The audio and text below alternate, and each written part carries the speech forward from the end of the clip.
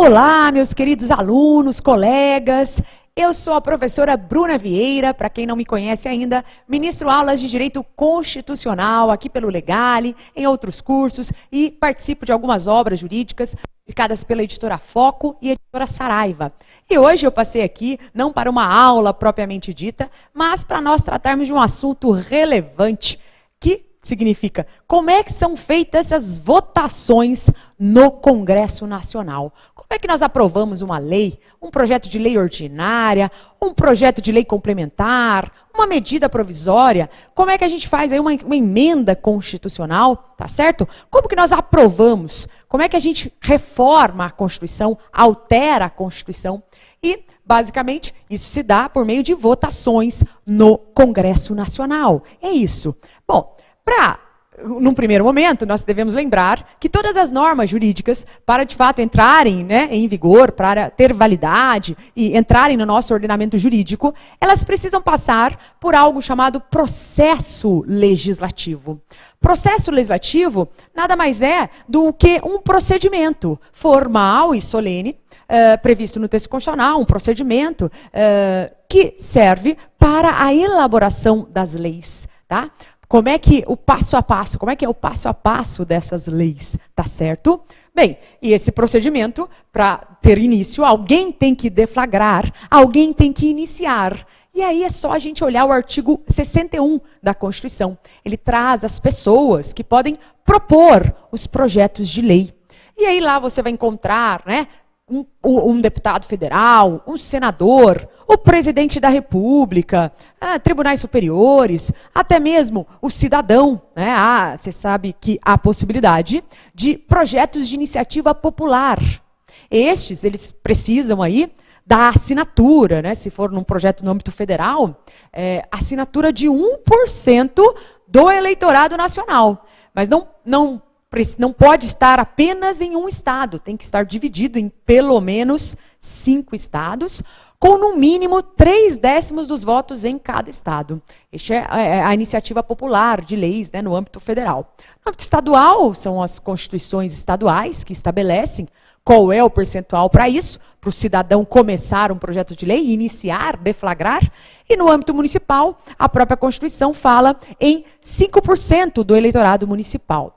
Mas, fora isso, independentemente de quem iniciou o projeto de lei, você sabe que tem alguns que só podem ser iniciados pelo presidente, é lá no parágrafo 1º do artigo 61 da nossa Constituição, tem alguns projetos que são de iniciativa privativa do presidente da República, por simetria, no âmbito estadual, os governadores, no âmbito municipal, dos prefeitos, mas o que nos interessa realmente não é quem iniciou, mas como serão aprovadas essas leis. Como é que de fato, como é que funciona esse processo de votação no Congresso Nacional. Então, o que você vai lembrar, No primeiro momento, a Câmara, se o projeto começou na Câmara, porque aí tem que esclarecer que há projetos que começam na Câmara e há projetos que começam no Senado, tá? Normalmente, os projetos começam na Câmara, conhecida como porta de entrada do Congresso Nacional. Mas há projetos, por exemplo, iniciados por senadores ou comissão do Senado, uma comissão do Senado inicia um projeto, aí esse projeto começa no Senado Federal. Neste caso, se começar no Senado, o Senado inicia e a Câmara revisa. Agora, se começar na Câmara, a Câmara inicia e o Senado revisa. Tudo bem até aqui? Bem, pensando aí no início de um procedimento, de um processo na Câmara, tá? O que vai acontecer, Então, a Câmara dos Deputados, quem é que recebe? A mesa da Câmara recebe aí o projeto, tá? Formada aí pelo presidente da Câmara, 2 vices e 4 secretários. Tudo bem? Eles encaminham esse projeto de lei para as comissões temáticas. O que é isso, comissão temática? Bem, você sabe que existem várias comissões no âmbito do Congresso Nacional, na Câmara e no Senado, há várias comissões. Comissões temáticas são aquelas criadas para discutirem temas específicos. Por exemplo, eu quero tratar de um projeto que fala da rede de ensino, que fala de escolas, que fala aí de educação.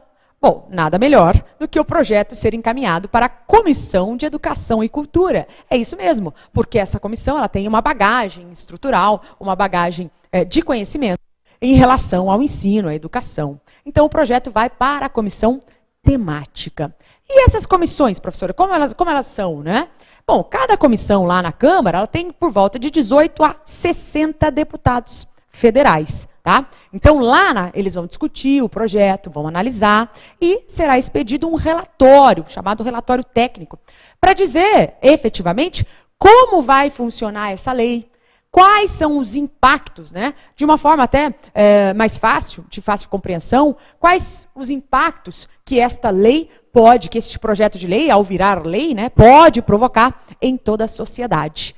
E aí, esse projeto, ele segue para outras comissões, né? Ele pode passar, né, se esse projeto envolver outros temas, às vezes o mesmo projeto de lei trata de educação, trata de saúde, trata de outros temas. Então, é possível, sim, que o projeto passe por outras comissões sem problema algum, por até 3 comissões temáticas, tá? Ao final, ele terá de ir, necessariamente, para a Comissão de Constituição e Justiça, a conhecida CCJ. Já ouviram falar?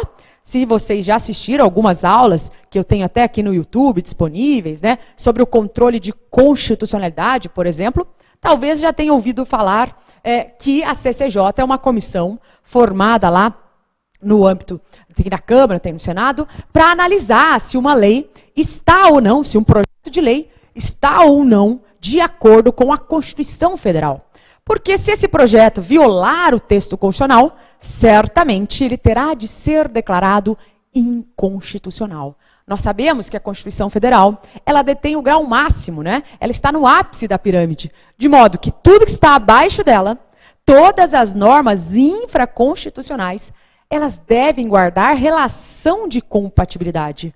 Elas devem estar de acordo com a Constituição, sob pena dessas normas fatalmente serem declaradas inconstitucionais. Tá certo até aqui? Bom, então chegou na CCJ, ela vai fazer esse parecer, né? E o parecer dela é terminativo. Se ela disser que o projeto é inconstitucional, ele vai ser arquivado. Se ela disser que é constitucional, que está de acordo com a Constituição, ele segue, né? Ele segue, o texto volta para a mesa da Câmara, né? Que em seguida ela vai mandar divulgar no Diário da Câmara. O que é isso, né? Divulgar o projeto no Diário da Câmara. É esse diário que vai fazer com que os deputados federais sejam informados de todas as atividades que estão tramitando na casa, né? Eles têm acesso a tudo isso por meio desse diário, tá? Dessa publicação no diário, tá? Bom, olhem na tela então o que os deputados podem fazer em relação a, depois eles tiverem acesso àquilo que foi publicado no diário. Bom, diz o parágrafo 2º do artigo 58 da nossa Constituição que as comissões, em razão da matéria de sua competência, cabe discutir e votar projeto de lei que dispensar, na forma do regimento, a competência do plenário, salvo se houver recurso de 1/10 dos membros da casa. Ah, então, pode voltar aqui para mim. Olha só o que diz a nossa Constituição, que é possível que 1/10 dos membros da casa, da Câmara dos Deputados, recorra daquele projeto que está sendo votado lá nas comissões, porque ele quer que o projeto, né, precisa realmente ser extinto, ou ele quer alterar alguma coisa, então nós precisamos da assinatura de pelo menos, né, 1/10, 10% dos membros da casa respectiva, que é a Câmara dos Deputados. Nós sabemos que a Câmara dos Deputados ela é composta por 13 deputados federais, o Senado Federal é 81 senadores. Mas como estamos falando da Câmara, precisaríamos a importância da assinatura de, no mínimo, 52 deputados federais. Para quê? Para impugnar aquele projeto ou para pedir a alteração daquele projeto que está sendo votado nas comissões. Se ele conseguir isso, né, se os deputados conseguirem, aquele que quer alterar, conseguir a assinatura desse mínimo de 52 deputados, a lei é votada no plenário, tá? Ela vai ser colocada para ser votada por todos os deputados federais no plenário. Se não, caso ele não consiga esses 10% e não recorra, o projeto vai seguir e aí vai para o Senado. Tudo bem? Tranquilo até aqui? Olha só. Então, se os deputados, né, que pediram aquele projeto, aquela votação em plenário, sugerirem emendas, alterarem o texto, né, eles querem alterar o texto do projeto que estava sendo discutido nas casas, nas comissões. E aí o projeto vai ser colocado ao plenário. Se eles pedirem emendas, aí tem que voltar para as comissões, porque ela tem que ser, as comissões que tem que reescrever o projeto de lei antes dele ser votado. Tudo bem até aqui? Bem, a votação, como é que pode ocorrer? Na Câmara, né? A votação, ela só vai acontecer se tiver presente, pelo menos, a maioria absoluta. O que é a maioria absoluta? Bem, a maioria absoluta, ela leva em conta o total de membros. Então, é sempre a metade mais um, o primeiro número inteiro, né, do total de membros. O número é fixo. Se nós temos 513 deputados, né, no mínimo, a maioria absoluta, né, será 257. Tá? Esta é a presença necessária para que a votação ocorra na Câmara dos Deputados. Tá? 256, né, e alguma coisa, 513, mas a gente tem que acrescentar, né, o primeiro número inteiro. Então, a maioria absoluta na Câmara é 257. No Senado, que tem 81 senadores, a maioria absoluta corresponde ao voto de 41 senadores. Tá? Então, tem que ter presença, e aí, com essa presença mínima, podem ter 300 deputados, podem ter 350, podem ter 513, não importa, acima de 257, não importa. Aí o projeto de lei ordinária será aprovado pela maioria simples. E como é que é essa maioria simples? A maioria simples agora leva em conta não o total de membros, mas sim os presentes. Então, se estiver presente, por exemplo, se estiverem presentes apenas 300 deputados federais, basta o quê? 151. 151 dizendo sim, o projeto é aprovado. Tá? Se não for, não atingir esse quórum, o projeto será rejeitado e aí o projeto é arquivado. Tá? Agora, se a lei foi aprovada na Câmara, né, você sabe que o Congresso Nacional ele tem duas casas, a Câmara dos Deputados e o Senado Federal. Se a lei for aprovada nas comissões ou no plenário, não importa, então ele vai para a mesa da Câmara para a mesa do Senado, tá? Mesmo, você sabe que então nós vimos que podem ser aprovados ou nas comissões ou no plenário, se houver essa necessidade. E aí ele é distribuído para uma das comissões temáticas da casa, agora do Senado. Também vai passar pelas comissões temáticas do Senado, tudo bem? E aí, o Senado faz o quê? Qual é a função do Senado neste momento? Revisar. A Câmara iniciou o projeto e o Senado vai revisar.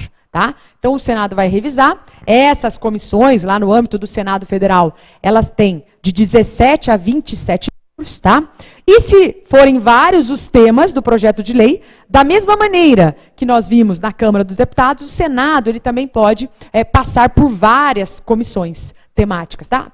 E aí, no final, o texto vai para a CCJ específica lá do Senado, Comissão de Constituição e Justiça. Para quê? Para, de novo, ela dar um parecer se a lei está ou não de acordo com a Constituição. Aliás, esse parecer da CCJ, né, que é dado para saber se está ou não de acordo, é um exemplo de controle prévio de constitucionalidade. Nós visamos aqui prevenir, é melhor prevenir que remediar. É melhor que o projeto de lei, né, ele, se violar a Constituição, sequer esse projeto vire lei. Tudo bem? Então é possível fazer controle prévio. Bom, depois de passar lá pelas comissões, ele volta para a mesa do Senado e é discutido em plenário. Tá? E aí, se o Senado aprovar, né, se o Senado rejeitar, recusar o projeto, ele também pode arquivar. Agora, se ele fizer uma emenda, tá? Uma alteração, porque pode ser feita alteração pelo Senado, porque ele está fazendo a revisão, só que aí tem que voltar essas emendas para que a Câmara, né, discuta essas emendas feitas pelo Senado. Só que é o seguinte, ou ela aprova ou ela rejeita. Tá?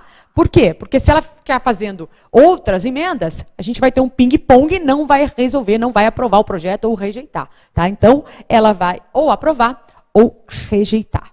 Se aprovada, segue, né, para o presidente da República, que que nós chamamos aí da deliberação executiva, que é o momento em que o presidente da República, lá no artigo 66 da nossa Constituição, ele vai sancionar ou vetar, tá? Mas antes disso, calma, né? Se nada for mexido pelos senadores, né, a mesa do Senado manda para o presidente, tudo bem? Agora, chegando no presidente, se ficar o projeto lá parado, não fizerem nada, o que que ocorre? Se passarem 15 dias úteis, vai ocorrer a chamada sanção tácita. O que que é isso? O projeto foi aprovado, foi sancionado implicitamente, porque o presidente não fez nada. Isso significa que se ele quiser vetar, ele tem que observar primeiro esse prazo de 15 dias úteis e ele pode alegar um desses dois motivos constitucionais. O artigo 66 traz os motivos que podem levar o presidente a vetar um projeto de lei. Primeiro motivo pode vetar porque o projeto é inconstitucional. Novamente, controle prévio de constitucionalidade. Pode vetar porque o projeto é inconstitucional. Ou ele pode vetar porque o projeto é contrário ao interesse público, tá? Nesse caso, o presidente está fazendo, nesse segundo caso, ele não está fazendo controle de constitucionalidade porque ele está apenas dizendo que o projeto é contrário ao interesse público. Tudo bem até aqui? Vamos dar uma olhadinha na tela, no artigo 66? Coloque agora na tela, então, o artigo 66 da Constituição. Olha só, se o presidente da República considerar o projeto, no todo ou em parte, inconstitucional ou contrário ao interesse público, vetá-lo-á, total ou parcialmente, no prazo de 15 dias úteis, contados da data do recebimento, e comunicará dentro de 48 horas ao presidente do Senado os motivos do veto. Bem, e aí, o que é que vai acontecer, né? Se o presidente vetar, volte aqui para mim. Se o presidente vetar, né, o projeto ele vai comunicar ao Senado, né, ao presidente do Senado, as razões que o levaram a vetar. Por quê? Porque o Congresso pode derrubar o veto presidencial. Isso mesmo, o Congresso pode derrubar e fazer prevalecer a sua vontade, tá? E aí, essa derrubada do veto, diz a nossa Constituição, que precisa se dar em sessão conjunta, Câmara e Senado, tudo bem? E para derrubar efetivamente tem que ter o voto da maioria absoluta dos membros. O que é isso? Maioria absoluta dos membros, né? Tem que ter pelo menos 257 deputados federais e pelo menos 41 senadores, tá? Para derrubar o veto. Antes essa derrubada se dava em voto secreto, hoje não mais, tá? E aí uma comissão, né, com 3 deputados e 3 senadores, ela é criada para analisar o veto presidencial e apresentar o relatório a todo o Congresso. Tá? Daí é discutido em plenário após essa comissão. Agora, se eles podem fazer, né, se eles rejeitarem ou emendarem, né, se o Congresso não conseguir essa maioria absoluta, o veto será mantido. E, portanto, o projeto é arquivado, o projeto morre. Tá? Agora, se o veto era parcial, só parte da lei, um artigo, um dispositivo, alguns parágrafos, não importa. E o veto parcial, você precisa lembrar que o mínimo, né, do veto parcial não é uma palavra, não. Isso o presidente não pode. O texto mínimo é o texto de uma linha, tá? Pode ser vários artigos, parágrafos, alínea, inciso, não importa. Mas o mínimo é o texto de uma alínea, tá? Bom, se o veto era parcial, as emendas pedidas pelo presidente, né, elas são feitas pelo Congresso. E depois a lei volta para o presidente publicá-la como queira, tá? Se o Congresso, tá, conseguir o número de votos necessário, o veto é derrubado e o projeto faz o quê? Vai ter que ser promulgado e publicado. E aí volta para o presidente, que ainda que tenha vetado, não há problema algum, ele terá de promulgar. Promulgar é conferir, verificar se o projeto foi feito de forma válida, se já está apto a produzir efeitos no mundo jurídico e vai mandar publicar. Mandou publicar, já está valendo? Não. Mandou publicar, tem que cumprir, né, a vacatio legis, que é o período para que nós possamos conhecer a norma, porque a partir do momento que ela entra em vigor, nós não podemos mais alegar desconhecimento. Então, esse período, em regra, é de 45 dias no âmbito interno e de 3 meses no âmbito internacional. Agora, há alguns projetos em que vem essa observação, esta lei entra em vigor na data de sua publicação. E aí não tem o período da vacácio. Ou até mesmo projetos muito densos, como códigos, e que levam, né, 1 ano da promulgação para entrar em vigor, não há problema algum. Em regra, 45 dias, se a lei nada disser, 45 dias no âmbito interno e 3 meses no âmbito internacional. Tá? Só para fixar, né, quais as diferenças aí entre lei ordinária e lei complementar. A lei ordinária, né, uma lei comum, as duas diferenças que existem, primeiro, quanto ao conteúdo, quanto à matéria. E a segunda, quanto ao quórum. Tá? A lei complementar, ela complementa a Constituição, de modo que ela só trata de assuntos que a Constituição expressamente determina. Tá certo? Veja, se ela complementa a Constituição, o quórum dela é fortificado. Ela é aprovada por maioria absoluta, metade mais um total de membros. A complementar. Bem, a ordinária, ela trata dos demais assuntos. Ela é comum. Né? Dos demais assuntos disciplinados por lei. Porque há assuntos que são disciplinados por decreto legislativo, por resolução. Então, os demais assuntos em que a Constituição exige a lei, nós devemos lembrar que esta lei é uma lei ordinária, é uma lei comum. E aí, se ela é comum, o quórum é um quórum de maioria simples. Basta quem? Basta a aprovação da metade mais um dos presentes. Agora nós levamos em conta os presentes e não o número total de membros, tá? Projeto de emenda, agora a proposta, né, de emenda, que é outra coisa, que é para alterar a Constituição, para reformar ela, vocês sabem, que de acordo com o artigo 60 da nossa Constituição, ela tem que passar pelas 2 casas do Congresso Nacional, ela tem que ser aprovada por 3/5 e em 2 turnos de votação. Então, na verdade, a emenda, embora tenhamos muitas emendas no nosso texto constitucional, ela tem 4 votações, 2 na Câmara e 2 no Senado. E todas essas votações, né, ela de fato só será aprovada se tiver a obtenção de 3/5, tá? Nas 2 casas, em 2 turnos e 3/5 dos votos. Tudo bem? Tranquilo? Era isso que eu queria deixar aqui para vocês, tá bom? Espero que vocês tenham aproveitado. Um grande abraço e sucesso. Até!